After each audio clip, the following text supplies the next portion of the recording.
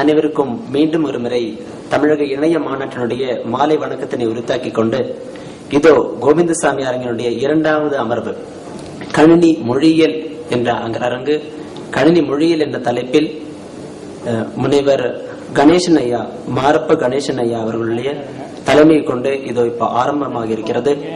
முனைவர் மாரப்ப கணேசன் அவர்கள் அண்ணாமலை பல்கலைக்கழகத்தில் மொழியியல் பேராசிரியராக பணிபுரிந்து வருகிறார். இவர் தமிழ் கணினி மொழியியல் துறையில் பல சாதனைகளை புரிந்து வருகிறார். தமிழ் சொற்பகுப்பு மென்பொருள், ஆங்கிலத்திலிருந்து தமிழுக்கு மொழிபெயர்க்கும் மென்பொருள், தமிழ் மின்னகராதி, தமிழ் மின்னுரை கட்டு போன்ற பல மென்பொருட்களை வடிவமைத்தவர். இவர் அண்ணாமலை பல்கலைக்கழகத்திற்கு வரும் முன்னர் மைசூரில் உள்ள மத்திய மொழிகள் ஆய்வு நிறுவனத்தில் ஆய்வாளராக பணிபுரிந்தவர். அங்கு அவர் திராவிட மொழிகளுக்கான தமிழ் மின்னுரை தரவு ஒன்றை வடிவமைப்பதில் பெரும் பங்காற்றினவர். முனைவர் கணேசன் அவர்கள் இந்நிகழ்வுக்கு தலைமை வகிப்பது நமக்கு பெருமை. ஒருங்கிணைப்பாளர் அனைவருக்கும் எனது நன்றியை தெரிவித்துக் கொண்டு இந்த அரங்கை கணினி மொழிகள் என்ற அரங்கில் உள்ள 4 கட்டுரைகளையும் இப்பொழுது படிக்க ஒவ்வொருவராக அழைப்போம். அதற்கு முன் நமக்கு காலதாமதமாக இருப்பதால் இப்பவே 4:30 ஆகிவிட்டது. நம்ம 6 மணிக்குள்ள முடிக்கணும்னு நினைக்கிறேன். அதனால 20 நிமிஷத்துக்குள்ள ஒவ்வொருத்தரும் பிரசன்டேஷனை முடிச்சுக்கிட்டா நமக்கு எல்லாத்துக்குமே நல்லா இருக்கும். அதனால பேப்பர் படிக்கிறதுக்கு ஒரு 15 நிமிஷமும், அதுக்கு பின்னாடி அதை தொடர்ந்து கேள்விகளுக்கு ஒரு 5 நிமிடமும் வச்சுக்குவோம். அதனால paper readers please take care of it. இப்ப முதல்ல மிஸ்டர் இலக்கிய செல்வன் அவர்களை நான் அழைக்கிறேன். இந்த கட்டுரை திருக்குறளில் போட்டி அடிப்படையில் தகவல் தேடல் என்ற கட்டுரை. இது திரு இலக்கிய செல்வன் அவர்களும் முனைவர் ஜி.வி. உமா அவர்களும் சேர்ந்து எழுதிய கட்டுரையாகிறது. இப்பொழுது திரு இலக்கிய செல்வன் அவர்கள் இதை வாசிப்பார். அவர்கள் இருவரும் அண்ணா யூனிவர்சிட்டியை சேர்ந்தவர்கள். இங்கு கூடியிருக்கும் அனைவருக்கும் எனது மாலை வணக்கம். முதல்ல ஐயா அவர்களுக்கு இங்க மற்ற எல்லாருக்கும் என்னுடைய வணக்கத்தை தெரிவிச்சுக்கிறேன். என்னுடைய தலைப்பு திருக்குறளில் போட்டி அடிப்படையில் தகவல் தேடல். இது ஆங்கிலத்தில் பாத்தீங்கன்னா context based information search for Thirukkural. இதுக்கு பெரியும் வழித்துணையாகவும் என்னை வழிவகுத்ததும் டாக்டர் ஜி.வி. உமா அவர்கள். இப்போ அவங்களால இங்க வர முடியாததுனால நான் இங்க பிரசன்ட் பண்றேன். Introduction. Natural language processing. Natural language processing உதவியால இந்த பேப்பரை நான் இங்க சக்சஸ்ஃபுல்லா முடிச்சிருக்கேன். So it's a field of computer science and linguistic concerned with the interaction between computers and human natural language. இதுல பாத்தீங்கன்னா 2 ஃபீல்டு இருக்கு. ஒன்னு natural language generation and understanding. இப்ப நீங்க ஒரு உதாரணத்துக்கு பாத்தீங்கன்னா, ஒரு நம்ம சாதாரணமா நம்ம சந்திச்சுக்கிட்டோம்னா உங்களோட நேம் என்ன அப்படின்னு கேட்டா ஆட்டோமேட்டிக்கா அங்கிருந்து வர ரிப்ளை என்னன்னா நம்மளோட நேம். இப்ப என் நேம், நீங்க என்ன, உங்களோட நேம் என்னன்னு கேட்டா நான் இலக்கிய செல்வன்னு சொல்லுவோம். சோ இந்த மாதிரி கணினிக்கு தெரியாது. சோ அதுக்காக தான் இந்த மாதிரி ஒரு இயற்கை மொழியியல் அந்த மாதிரியான ப்ராசஸிங் லாங்குவேஜ் கொடுத்திருக்காங்க. சோ நேச்சுரல் லாங்குவேஜ் ஜெனரேஷன் பாத்தீங்கன்னா அது என்னன்னா system converts information from computer database into readable human language. The natural language understanding என்னன்னா system converts samples of human languages into computer known format. நமக்கு தெரியும் நான் இலக்கிய செல்வன், சோ உடனே உங்களுக்கு புரியும், பட் கம்ப்யூட்டருக்கு தெரியாது. சோ அதுக்கேத்த மாதிரி நம்ம குறிப்பிட்ட சாஃப்ட்வேர்ஸ் அந்த மாதிரி நம்ம அதுக்கேத்த லாங்குவேஜ்ல நமக்கு அதுக்கு புரிய வைக்கணும்.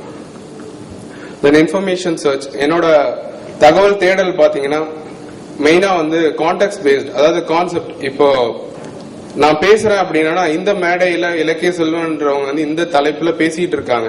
சோ இது ஒரு அர்த்தம் உள்ள ஒரு சென்டென்ஸ்ல ஒரு அர்த்தம் இருக்குது.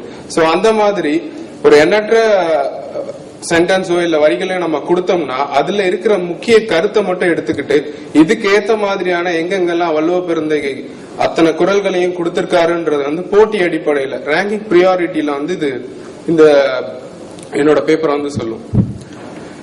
முக்கியமா பாத்தீங்கன்னா டேர்ம் ஃப்ரீக்வன்சி இதுல யூஸ் பண்ணிருக்கேன். டேர்ம் ஃப்ரீக்வன்சி எதுக்காக அப்படின்னா ஒவ்வொரு வார்த்தைகளுக்கும் உரிய அந்த வார்த்தைகளுக்கான முக்கியத்துவத்தை வச்சு உங்களுக்கு அதனுடைய அடிப்படையில குறள் எடுத்துட்டு தரும்.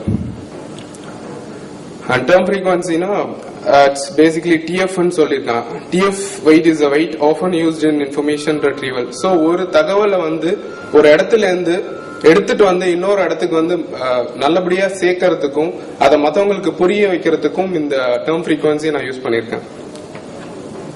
தென் கான்டெக்ஸ்ட் டயக்ராம், இதனுடைய இந்த டயக்ராம பாத்தீங்கன்னா இது வந்து ஒரு ஃப்ளோவா இருக்கும்.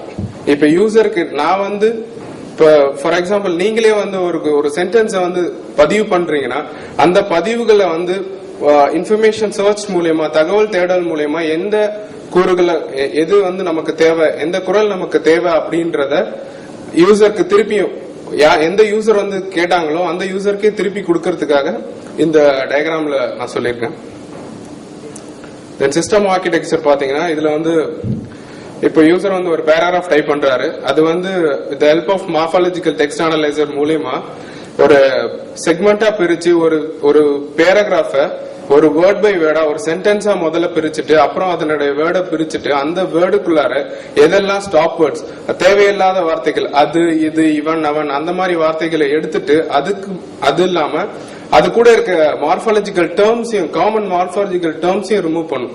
அது எப்படின்னா இப்ப போற்றப்பட்டவர்கள் அப்படின்னா மெயினா வந்து போற்று அப்படின்றது தான் வெர்பா நிக்கும். இந்த பட்டவர்கள் இதெல்லாம் வந்து கட் பண்ணி எடுக்கிறதுக்காக இந்த இது நான் யூஸ் பண்ணிருக்கேன்.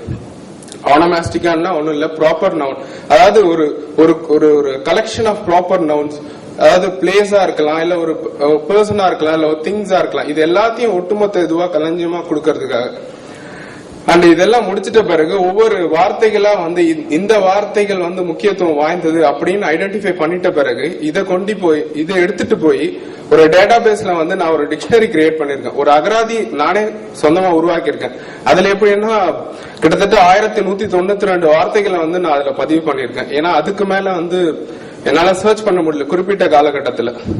சோ அந்த டேட்டாபேஸ பாத்தீங்கன்னா same meaning but different expression. ஒரு வார்த்தைக்கு பல்வேறு அர்த்தங்கள் இருக்கும். உதாரணத்துக்கு அம்மா அப்படின்னா அதுக்கு தாய், பிறப்பி, தோற்றுவி, மாதா, சோ இந்த மாதிரியான அர்த்தங்கள் இருக்கும். அது மாதிரி இந்த 1192 வார்த்தைகளுக்கும் பல்வேறு அர்த்தங்கள், பல்வேறு ஒரு வார்த்தைக்கு பல்வேறு மீனிங் இருக்கிற மாதிரி, சாரி எக்ஸ்பிரஷன்ஸ் இருக்கிற மாதிரி. இதுக்கப்புறமேட்டு கான்செப்ட் எக்ஸ்ட்ராக்ஷன். இந்த வார்த்தைகளை கொண்டு நமக்கு தேவைப்பட்ட அந்த கான்செப்ட் அண்டர்ஸ்டாண்ட் பண்ண பிறகு இது வந்து கால்குலேஷன் ஆஃப் வெயிட்டேஜ். இதுக்கு வந்து நமக்கு ஒவ்வொரு வார்த்தைகளுக்கும் நம்ம வந்து வெயிட்டேஜ் கொடுத்துட்டோம். கொடுத்த பிறகு ஒவ்வொன்றுத்துக்கும் ஸ்கோர்ஸ் வந்து கொடுக்கும். ஸ்கோர்ஸ் பாத்தீங்கன்னா இப்ப ரிலேட்டட் மீனிங்னு எடுத்துட்டீங்கன்னா முறைகள் பின்பற்று அப்படின்னு இருக்குன்னா ரெண்டுமே ஒண்ணுதான், ஒரு குறிப்பு மாதிரி தான். சோ இது ரெண்டுத்துக்கும் ஒரு வெயிட்டேஜ் கொடுத்துட்டு அந்த வெயிட்டேஜ் அடிப்படையில திருக்குறள் டேட்டாபேஸ்ல போயிட்டு அங்க போய் சர்ச் பண்ணி எந்தெந்த குறள்லாம் இந்த கான்செப்டுக்கு தகுந்த மாதிரி இருக்குது அப்படின்னு நமக்கு எடுத்துட்டு வந்து கொடுக்கும். அது வந்து ரேங்கிங் ப்ரியாரிட்டி போட்டி அடிப்படையில எடுத்துட்டு வந்து கொடுக்கும். டேட்டா ஃப்ளோ பாத்தீங்கன்னா முன்னாடி சொன்ன மாதிரி தான் அந்த யூசர் கொடுத்துட்டு என்னென்ன தேவைகள் கட் பண்ணி செக்மெண்டேஷன் பண்றது, அதுக்கப்புறம் டேர்ம்ஸ் எல்லாம் ரிமூவ் பண்றது, பிளஸ் ஐடென்டிஃபை பண்றது என்ன வேர்ட்ஸ், அதுக்கப்புறம் கான்செப்ட் எக்ஸ்ட்ராக்ஷன், இது எல்லாமே வந்து ஃபர்ஸ்ட் லெவல் 2ன்னு சொல்லிட்டு நான் டேட்டா ஃப்ளோ டயக்ராம் அந்த ஃப்ளோவா இருக்கணும்ன்றதுக்காக இந்த டயக்ராம் போட்டிருக்கேன். இது லெவல் 2 டயக்ராம் கிளியர் கட்டா இருக்கிறதுக்காக இன்டெப்தா போயிட்டு அங்க கொடுத்திருக்கு. தென் கீபோர்ட் யூஸ், இங்க பாத்தீங்கன்னா வந்து ரெண்டு விதமான கீபோர்ட் இருக்கு தமிழ்ல மொத்தம். ஒன்னு எழுத்து பலகைன்னு வந்து நம்ம வந்து ஒவ்வொன்னா அந்த டைப் ரைட்டிங் மாதிரி போய் டைப் பண்றது.